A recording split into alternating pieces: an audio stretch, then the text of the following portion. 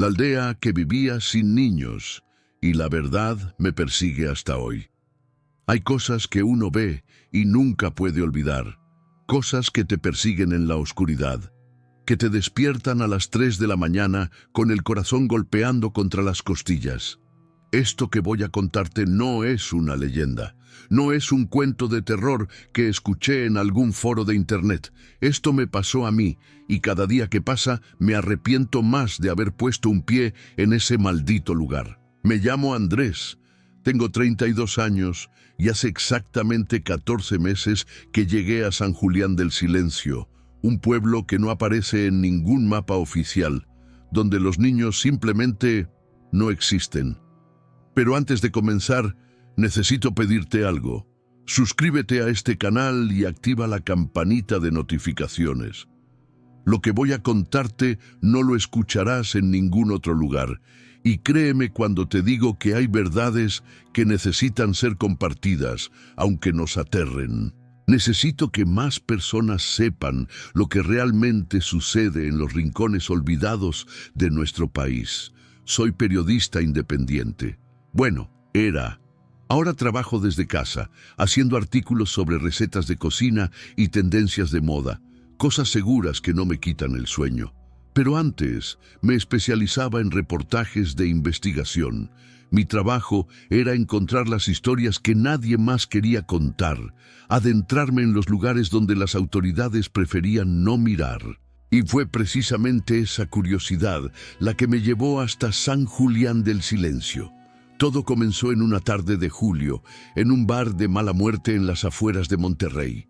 Yo estaba trabajando en un reportaje sobre pueblos fantasma, cuando un hombre mayor, con la piel curtida por el sol y las manos temblorosas, se acercó a mi mesa. Había bebido demasiado.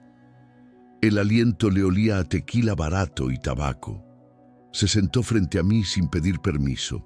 Tú eres el periodista ese que anda buscando pueblos raros, ¿verdad?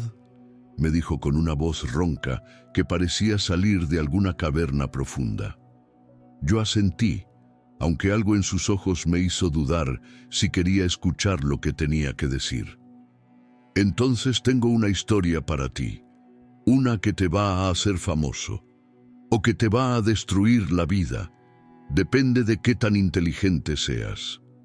Me contó sobre San Julián del Silencio, un pueblo escondido en las montañas de la Sierra Madre Oriental, a unas 4 horas de cualquier ciudad reconocible.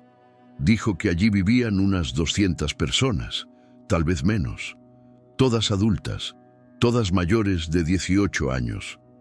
Y cuando le pregunté dónde estaban los niños, su rostro se transformó en algo que todavía me da escalofríos recordar. Una mezcla de terror y tristeza tan profunda que parecía salir de su alma. Esa es la cuestión, susurró inclinándose hacia mí. Allí no hay niños, nunca los hay, y nadie habla de por qué. Al principio pensé que estaba loco, que el alcohol había destruido demasiadas neuronas en su cerebro, pero algo en la forma en que temblaba, en cómo sus ojos se movían constantemente hacia la puerta, como si esperara que alguien lo estuviera siguiendo, me hizo tomar notas. Me dio indicaciones vagas. Dijo que tenía que encontrar el camino yo mismo, porque él había jurado nunca revelar la ubicación exacta.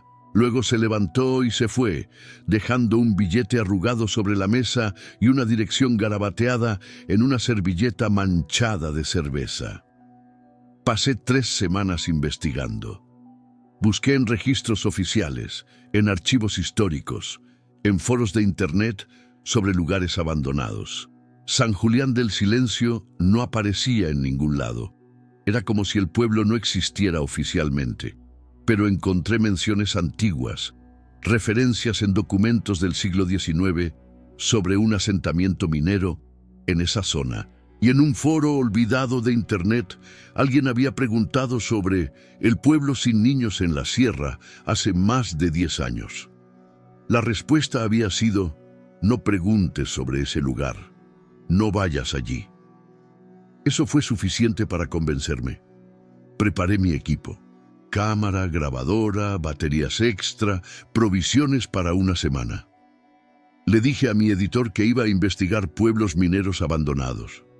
No le mencioné nada sobre San Julián del Silencio. Algo me decía que si compartía demasiado, alguien intentaría detenerme. El viaje fue más difícil de lo que esperaba. Las indicaciones de la servilleta me llevaron por carreteras cada vez más estrechas hasta que dejaron de ser carreteras y se convirtieron en caminos de tierra llenos de baches. Mi coche, un sedán viejo que apenas aguantaba el viaje, protestaba con cada piedra. Pasé por 3 pueblos pequeños antes de llegar a uno donde una mujer anciana vendía tamales en un puesto improvisado. Cuando le pregunté sobre San Julián del Silencio, su expresión cambió inmediatamente. Se santiguó 3 veces y negó con la cabeza. Ese lugar no existe, muchacho, y si existe, no deberías ir. La gente de allí no es como nosotros. Le insistí. Le ofrecí dinero por mejores indicaciones. Finalmente, señaló hacia una montaña cubierta de niebla. Sigue el camino hasta el árbol partido por el rayo. Luego gira a la izquierda y que Dios te proteja. Encontré el árbol partido. Un roble enorme, carbonizado en el medio como si un dedo divino lo hubiera tocado con ira. El camino a la izquierda era apenas visible, cubierto de maleza. Dudé por primera vez. Mi instinto me gritaba que volviera, que esto era una locura, pero mi curiosidad, esa maldita curiosidad que define a los buenos periodistas, me empujó hacia adelante. Conduje durante otra hora por ese camino imposible hasta que el coche simplemente no pudo más. Una roca enorme bloqueaba el paso. Decidí continuar a pie, cargando mi mochila con el equipo esencial.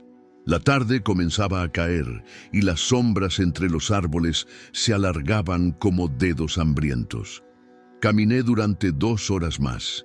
El silencio en ese bosque era antinatural. No había pájaros cantando, no había insectos zumbando, solo el sonido de mis pasos sobre las hojas secas y mi respiración cada vez más agitada. Entonces, cuando estaba a punto de rendirme y volver, vi el humo. Columnas delgadas de humo gris subían entre los árboles. Aceleré el paso, sintiendo una mezcla de alivio y aprensión. Y ahí estaba, San Julián del Silencio. No era lo que esperaba. No era un pueblo fantasma con edificios derrumbados y ventanas rotas. Era un pueblo perfectamente conservado, casi perfecto. Casas de adobe bien mantenidas, calles limpias de tierra apisonada, una plaza central con una fuente que todavía funcionaba. Pero había algo profundamente equivocado en toda esa perfección. Era como ver una fotografía de los años 50 cobrar vida. Todo estaba demasiado ordenado, demasiado silencioso, demasiado vacío. Entré caminando por la calle principal. Las puertas estaban cerradas, pero veía sombras moviéndose detrás de las cortinas. Sabían que estaba allí, me observaban. Llegué hasta la plaza central y me detuve junto a la fuente. El agua caía en un ritmo constante, hipnótico. Fue entonces cuando apareció el primero. Un hombre mayor, de unos 60 años, con un sombrero de paja y ropa que parecía sacada de otra época. Me miró sin sorpresa, como si hubieran estado esperándome. «Buenas tardes», dijo con una voz que no mostraba emoción alguna. «No recibimos visitantes muy seguido». Le expliqué quién era, que era periodista, que estaba interesado en la historia del pueblo. Su expresión no cambió. Otros comenzaron a salir de sus casas. Primero 1, luego 2, luego 10, todos adultos. Todos con esa misma expresión neutral que rayaba en lo perturbador. Los observé cuidadosamente. El más joven que vi tenía al menos 25 años. No había adolescentes, no había niños. ¿Dónde están los niños?, pregunté finalmente, incapaz de contenerme más.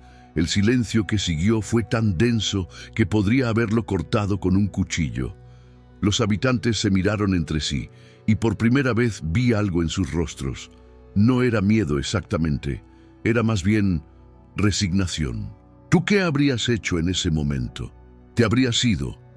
Déjamelo en los comentarios, porque yo, siendo honesto, debí haberme dado la vuelta y corrido. Pero no lo hice. El hombre del sombrero de paja se acercó más. Los niños se van, dijo simplemente. Cuando cumplen cierta edad, se van del pueblo. Es nuestra tradición, nuestra forma de vida. Eso no tenía sentido.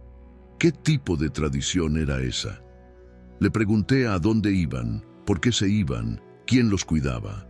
Sus respuestas eran vagas, contradictorias, a lugares mejores, con familias que los necesitan. Es complicado de explicar. Me ofrecieron hospitalidad, una habitación en lo que parecía ser la única posada del pueblo, un edificio de 2 pisos con ventanas pequeñas y puertas de madera gruesa. La dueña era una mujer de unos 50 años, con el cabello recogido en un moño apretado y manos que no dejaban de temblar ligeramente. Me mostró mi habitación, pequeña pero limpia, con una cama estrecha y una ventana que daba a la plaza. La cena es a las 7, me dijo antes de irse. No salgas después de las 10, es peligroso. Esa noche, durante la cena en el comedor común de la posada, intenté obtener más información. Había 6 personas más cenando, todos hombres de mediana edad que comían en silencio.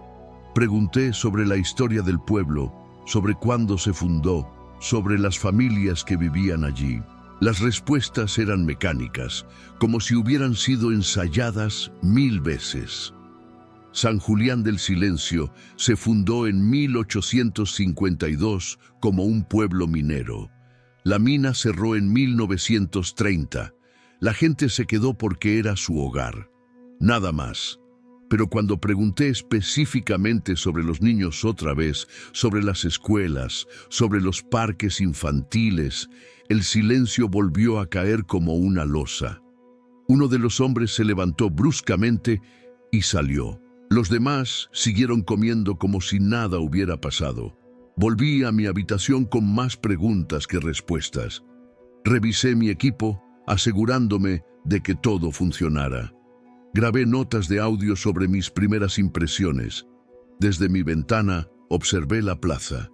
Estaba completamente vacía ahora, iluminada apenas por 3 faroles antiguos que proyectaban sombras danzantes. No había coches, no había ruido de televisores o radios. El pueblo parecía congelado en el tiempo. En las 10 en punto, las luces de las casas comenzaron a apagarse, una por una, metódicamente, hasta que todo quedó a oscuras excepto por esos 3 faroles en la plaza. Me acosté, pero no pude dormir. Había algo en el silencio de ese lugar que me mantenía alerta, tenso. Era un silencio que presionaba contra tus oídos, que te hacía escuchar tu propio latido del corazón con demasiada claridad. Entonces, a las 3 de la mañana, lo escuché. Un llanto. El llanto inconfundible de un niño. Me levanté de un salto, el corazón palpitándome en la garganta. El llanto venía de algún lugar lejano, amortiguado pero claramente audible en ese silencio absoluto. Duró quizás 30 segundos antes de cortarse abruptamente, como si alguien hubiera tapado la boca del niño. Me quedé paralizado junto a la ventana, mirando hacia la oscuridad, tratando de determinar de dónde había venido el sonido. Después de eso, no pude volver a dormir. Me quedé sentado en la cama, con todos mis sentidos alerta, esperando que el llanto volviera. Nunca lo hizo. A la mañana siguiente, bajé al comedor con ojeras profundas. La dueña de la posada me sirvió café y pan con miel sin decir palabra. Le pregunté si había escuchado algo durante la noche. Me miró con esos ojos cansados y negó con la cabeza. «Aquí no pasa nada por las noches», dijo. «A veces el viento hace ruidos extraños entre las montañas, eso es todo». Pero yo sabía lo que había escuchado, no era el viento, era un niño. Pasé ese día explorando el pueblo, era más grande de lo que pensaba inicialmente.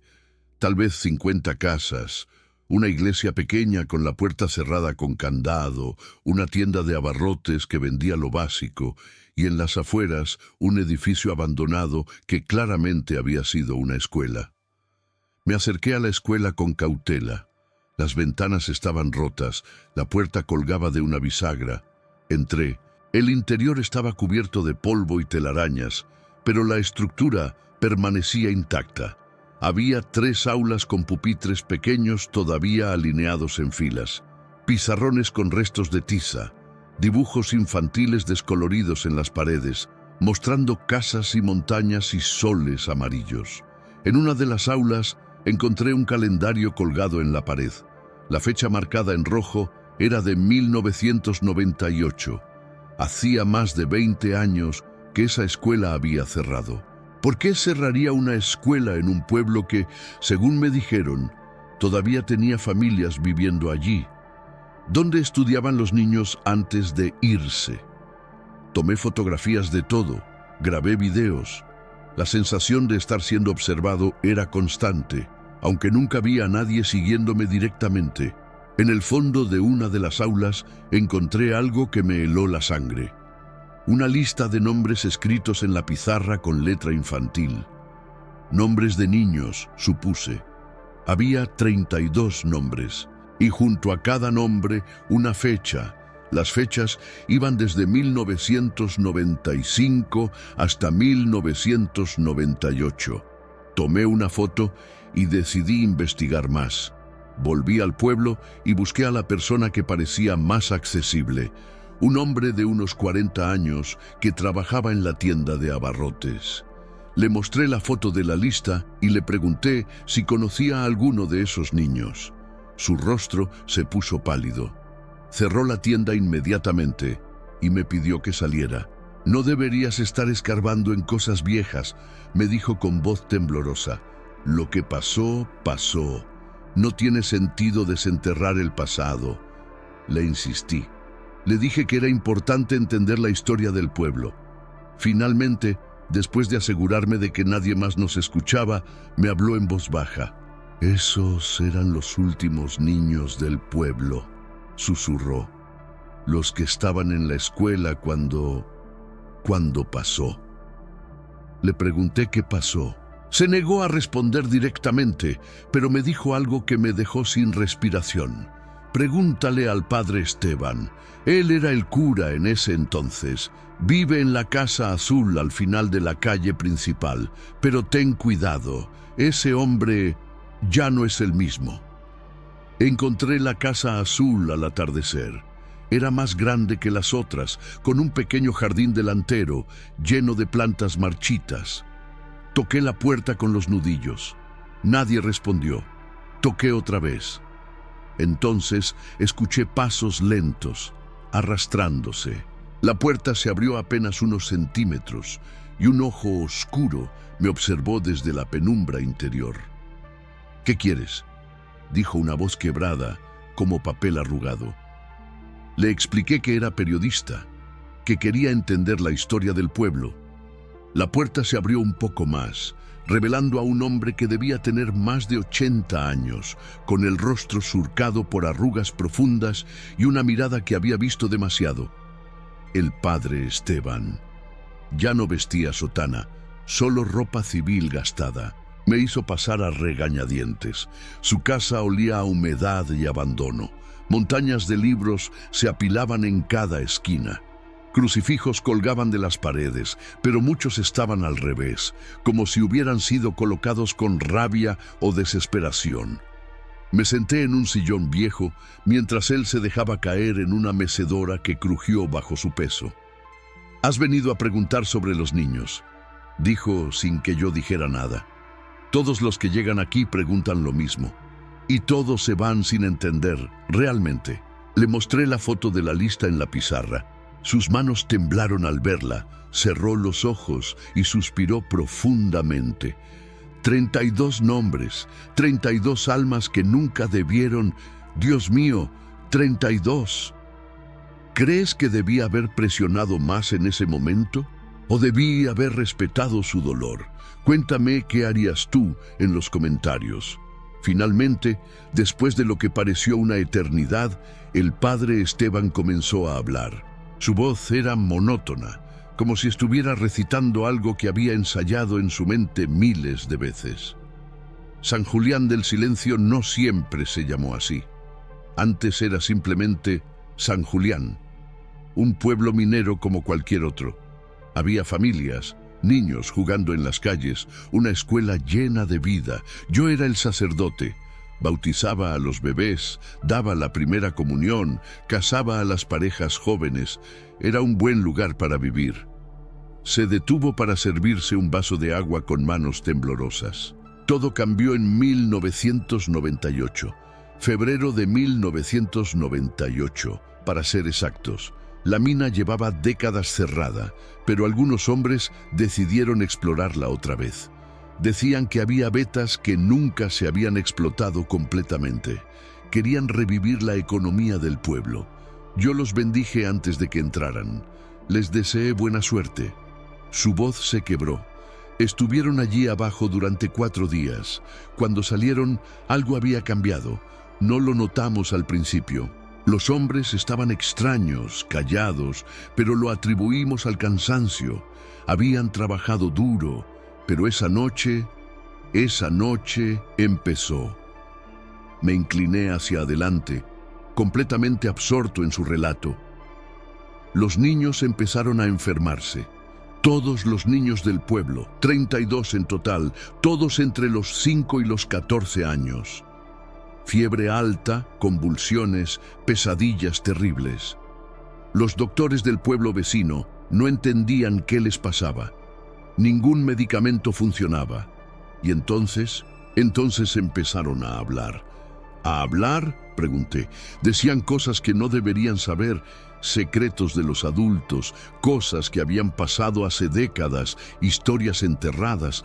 Hablaban en voces que no eran las suyas, y en sus ojos había algo que no era humano, algo antiguo y furioso. El padre Esteban se levantó y caminó hacia la ventana, dándome la espalda. La gente del pueblo entró en pánico.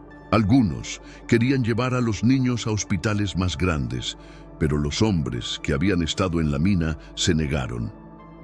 Dijeron que sabían qué había que hacer, que habían visto algo allá abajo, algo que les había mostrado el camino. Una noche reunieron a todos los niños en la iglesia, cerraron las puertas y yo no pude detenerlos. Se dio la vuelta y las lágrimas corrían por sus mejillas arrugadas. Lo que hicieron esa noche, lo que vi, fue por eso que dejé de ser sacerdote. Porque Dios, si existe, no estuvo presente en esa iglesia. Lo que estuvo presente era otra cosa, algo que los hombres trajeron de las profundidades de la tierra. ¿Qué hicieron con los niños?, pregunté, aunque parte de mí no quería saber la respuesta. Los ofrendaron, susurró. Dijeron que era la única forma de salvar al pueblo, que lo que estaba en la mina exigía un precio por dejarlos vivir. Los niños fueron el precio. Y desde entonces, desde esa noche maldita, no ha nacido ni un solo niño en San Julián del Silencio. Las mujeres quedan embarazadas, sí, pero ningún bebé sobrevive al parto. Es como si algo se los llevara antes de que puedan respirar por primera vez. Me quedé sin palabras. Esto era más terrible de lo que había imaginado.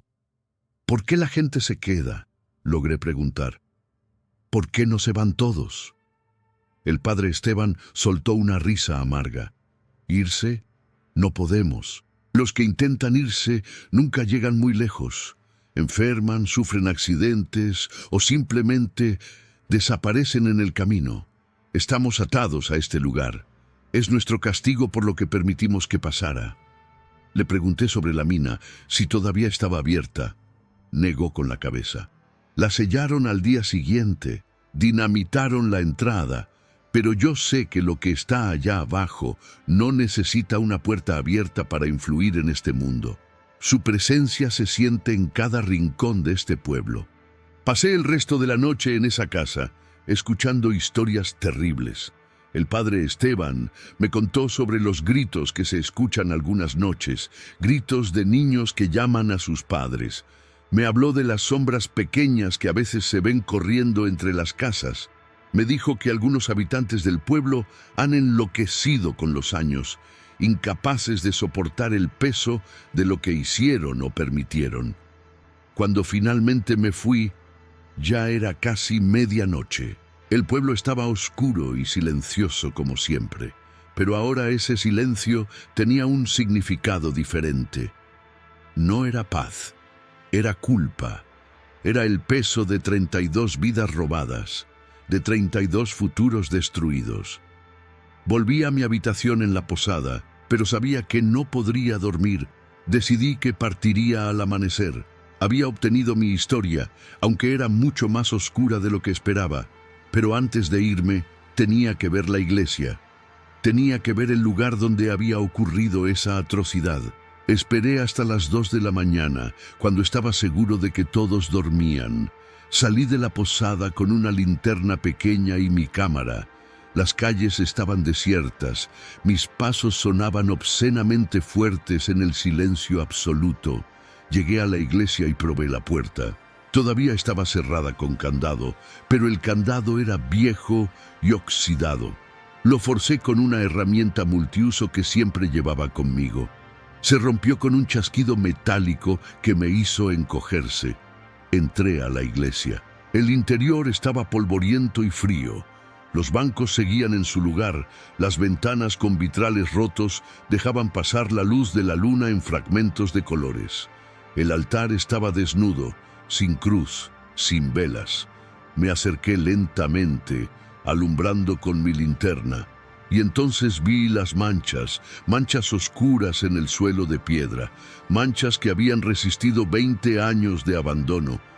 No necesitaba ser un experto para saber qué eran. Era sangre, mucha sangre, y no solo en un lugar. Todo el espacio frente al altar estaba cubierto de esas manchas oscuras, como si allí hubiera ocurrido una masacre. Tomé fotografías, aunque mis manos temblaban tanto que estoy seguro de que muchas saldrían borrosas. Grabé video, documenté todo, y entonces escuché algo que me hizo soltar casi la cámara. Pasos pequeños, ligeros, pasos de niño. Giré rápidamente con la linterna, barriendo el interior de la iglesia. No había nadie. Los pasos continuaron, ahora parecían venir de detrás del altar. Me acerqué lentamente, cada fibra de mi ser gritándome que corriera. Detrás del altar había una puerta pequeña. Estaba entreabierta. Los pasos venían de ahí. Empujé la puerta. Revelaba una escalera que bajaba hacia la oscuridad. Una cripta o sótano. Los pasos ahora sonaban más lejanos, como si bajaran por esas escaleras. Mi racionalidad me decía que me fuera, que huyera de ese lugar. Pero mi instinto periodístico, esa maldita necesidad de saber la verdad completa, me empujó a bajar. La escalera era empinada y húmeda. El aire se volvía más frío con cada paso. Llegué a un sótano pequeño con techo bajo. El suelo era de tierra, y allí, en ese espacio claustrofóbico, vi algo que me perseguirá hasta el día que muera. 32 pequeños montículos de tierra, 32 tumbas sin marcar. Los niños nunca se fueron, nunca fueron ofrendados a nada de las profundidades. Fueron asesinados aquí, en esta iglesia, y enterrados en este sótano como si fueran animales. La historia que el padre Esteban me contó sobre entidades antiguas y maldiciones era una mentira, una fantasía construida para justificar lo injustificable. Me arrodillé allí, en medio de esas pequeñas tumbas, sintiendo un peso aplastante en el pecho. Esto no era una historia sobrenatural, era un crimen terrible cometido por adultos enfermos contra niños inocentes. Y todo el pueblo lo sabía. Todos habían participado o guardado silencio. ¿Habrías tenido el valor de seguir investigando después de descubrir esto? Cuéntame en los comentarios qué habrías hecho. Entonces escuché voces arriba. Había pasado demasiado tiempo. Alguien había notado mi ausencia o había visto la luz de mi linterna. Subí las escaleras tan rápido como pude, tropezando, golpeándome contra las paredes. Cuando llegué al interior de la iglesia, había 5 hombres esperándome. Reconocí a 2 de ellos. Eran algunos de los que habían estado en el comedor la primera noche. «No debiste venir aquí», dijo uno de ellos. Su voz era plana, sin emoción. «El padre Esteban habló demasiado, siempre lo hace. Por eso ya nadie le hace caso». Intenté negociar, explicar que solo quería entender la verdad, pero sus rostros no mostraban compasión. Uno de ellos tenía una pala, otro un cuchillo grande. Me di cuenta con terror absoluto de que planeaban agregar una tumba más a ese sótano. La mía. No sé de dónde saqué el coraje, o tal vez fue puro instinto de supervivencia. Empujé al hombre más cercano con toda mi fuerza y corrí hacia la puerta. Salí de la iglesia a toda velocidad, mis pulmones ardiendo, mis piernas moviéndose por pura adrenalina. Los escuchaba detrás de mí, sus pasos pesados golpeando la tierra. Corrí hacia donde había dejado mi coche, kilómetros en la oscuridad. Me caí varias veces, me raspé las manos y las rodillas, pero no me detuve. No podía detenerme. Si lo hacía, moriría en ese lugar maldito. No sé cuánto tiempo corrí.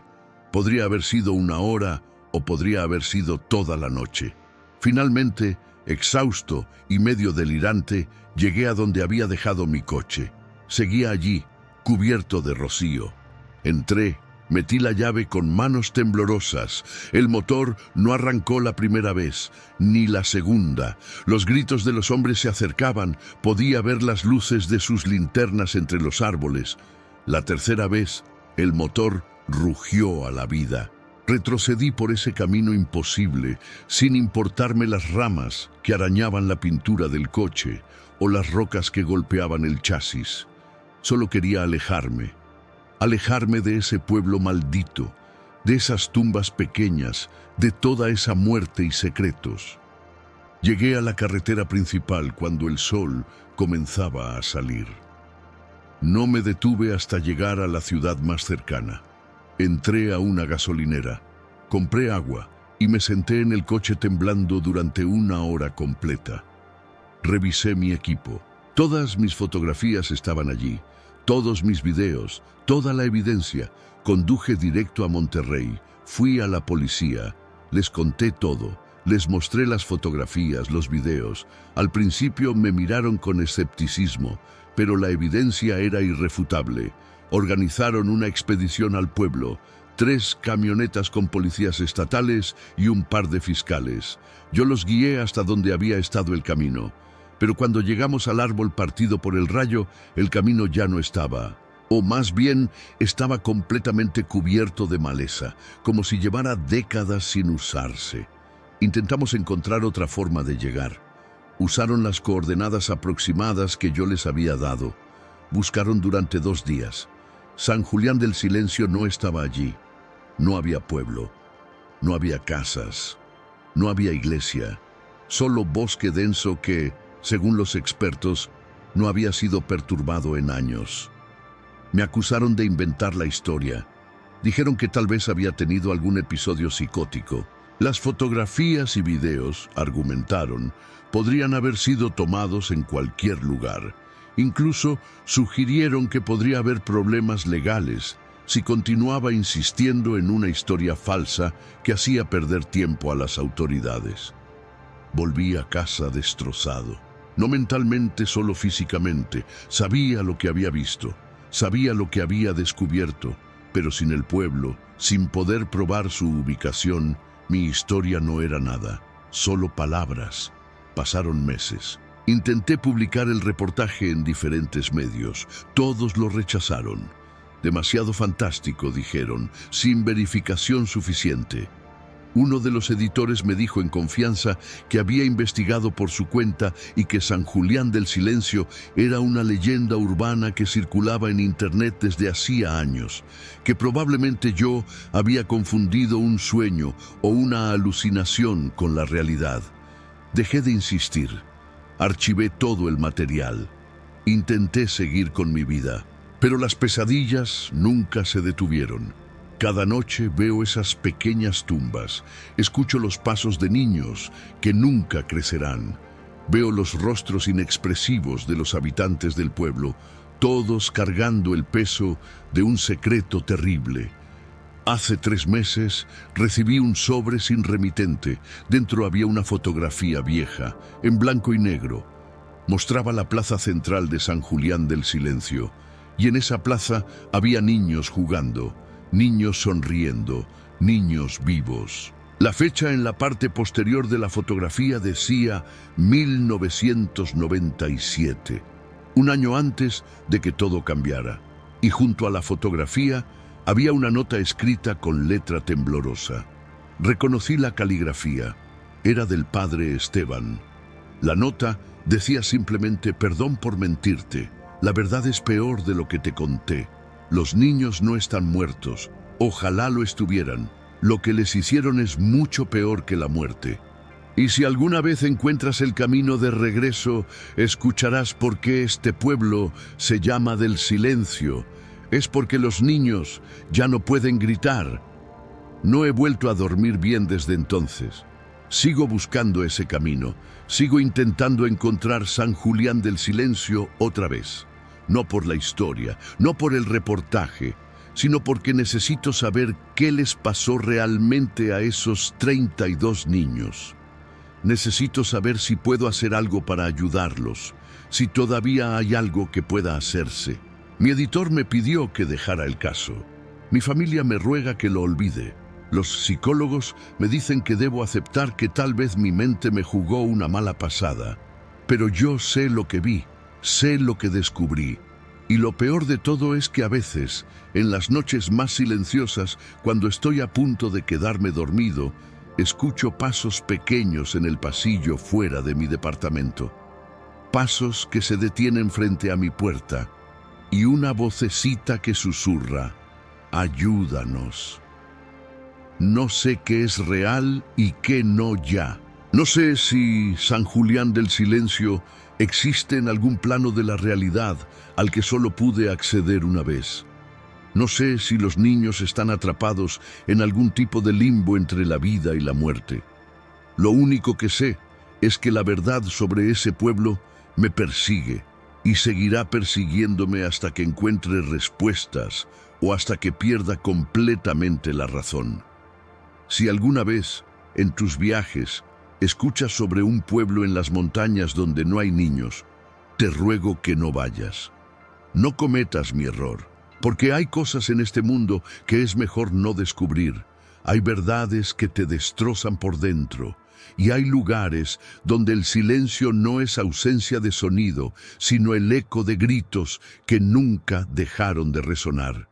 He intentado advertir a otros. He publicado en foros anónimos, he dejado comentarios en blogs de viajeros que buscan lugares inexplorados, pero nadie me cree. Piensan que estoy loco, que es solo otra historia de internet diseñada para asustar. Tal vez es mejor así. Tal vez es la forma del universo de proteger a los inocentes, de conocer horrores que no deberían conocerse. Pero yo sé la verdad. Y esa verdad me corroe cada día un poco más. Yo soy Andrés, y esta es mi historia. La historia de cómo encontré un pueblo que no debería existir y descubrí un secreto que nunca debió ser revelado. Y cada día me pregunto si habría sido mejor quedarme en la ignorancia. Porque el conocimiento, en este caso, no me liberó. Me encadenó a un horror del que nunca podré escapar. A veces me pregunto si el padre Esteban sigue vivo, si todavía está en esa casa azul, esperando que alguien más venga a escuchar su confesión. Me pregunto si los habitantes del pueblo siguen con sus vidas monótonas, envejeciendo sin esperanza de redención, atrapados por las decisiones que tomaron o permitieron hace más de 2 décadas. Me pregunto si alguno de ellos siente remordimiento real o si han vivido tanto tiempo con la culpa que ya no la sienten como tal, sino simplemente como parte de su existencia. Los niños de San Julián del Silencio siguen ahí, en algún lugar entre este mundo y el siguiente, y yo sigo buscándolos, sabiendo que probablemente nunca los encontraré, pero incapaz de dejar de intentarlo. He gastado todos mis ahorros en mapas, en equipos de GPS, en guías locales que prometen conocer cada rincón de la sierra. He subido y bajado esas montañas docenas de veces, buscando cualquier señal de ese camino que una vez encontré. He hablado con ancianos de los pueblos cercanos, con historiadores locales, con cualquiera que pudiera tener alguna información. Algunos me miran con lástima, otros con miedo, y unos pocos, muy pocos, me miran con reconocimiento, como si supieran exactamente de qué estoy hablando, pero tuvieran demasiado miedo de confirmarlo. Mi apartamento está lleno de notas, de fotografías ampliadas, de mapas cubiertos de marcas rojas. Mi familia ya no me visita. Dicen que no pueden ver lo que me he convertido. Mis amigos dejaron de llamar hace meses. Perdí mi trabajo como periodista freelance porque ya no puedo concentrarme en nada más. San Julián del Silencio consumió mi vida de la misma forma que consumió las vidas de esos 32 niños. Porque esa es la verdadera maldición de ese lugar. No solo afecta a quienes viven allí, afecta a cualquiera que descubra su existencia. Te marca, te cambia y nunca te deja ir. Anoche tuve un sueño. O tal vez no fue un sueño, ya no puedo distinguir. Estaba de regreso en la plaza central de San Julián del Silencio, pero esta vez no estaba vacía. Los 32 niños estaban allí, de pie en círculo, mirándome. Sus rostros estaban pálidos, sus ojos vacíos. No dijeron nada, pero no necesitaban hacerlo. Su silencio comunicaba más que 1000 palabras. Me estaban esperando. Han estado esperando todo este tiempo, esperando que alguien los encuentre, esperando que alguien cuente su historia, esperando que alguien los libere de lo que sea que los mantiene atrapados en ese limbo terrible. Cuando desperté, había tierra bajo mis uñas. Tierra que no debería estar allí porque vivo en un 3er piso en la ciudad. Tierra que huele a humedad y a cosas enterradas hace mucho tiempo. Y en mi mano, cerrada en un puño apretado mientras dormía, había un pedazo de tela. Tela vieja, descolorida, con un patrón de flores pequeñas, el tipo de tela que se usaría para hacer un vestido de niña en los años 90. No recuerdo haberla traído de San Julián del Silencio. No recuerdo haberla tomado de ningún lugar. Pero está aquí, real y tangible, prueba física de que no estoy loco, de que ese lugar existe, de que todo lo que vi fue real. Esta noche volveré a intentarlo. Tomaré mi coche, seguiré las indicaciones que he memorizado, buscaré ese árbol partido por el rayo. Tal vez esta vez encuentre el camino, tal vez esta vez San Julián del Silencio decida dejarme entrar otra vez. O tal vez, como las otras 53 veces que lo he intentado en estos 14 meses, solo encontraré bosque vacío y oscuridad, pero tengo que seguir intentando. Por esos niños, por la verdad, y porque, en el fondo, sé que San Julián del Silencio no ha terminado conmigo. Me dejó ir una vez, pero solo para que pudiera llevar su historia al mundo. Solo para que pudiera vivir con el peso de saber que en algún lugar de esas montañas, 32 almas infantiles siguen esperando una salvación que tal vez nunca llegue. Si estás leyendo esto, si estás escuchando esta historia, entonces parte de mi propósito se ha cumplido. Ahora tú también sabes, ahora tú también cargas con este conocimiento. Y tal vez, solo tal vez, entre todos los que escuchen, alguien tendrá la clave para encontrar ese pueblo otra vez. Alguien sabrá cómo liberar a esos niños de su prisión eterna. Hasta entonces, seguiré buscando, seguiré investigando, seguiré escuchando esos pasos pequeños fuera de mi puerta en las noches silenciosas. Y cuando finalmente encuentre el camino de regreso a San Julián del Silencio, cuando finalmente descubra qué les pasó realmente a esos 32 niños, prometo contar la historia completa. Aunque me cueste la vida contarla,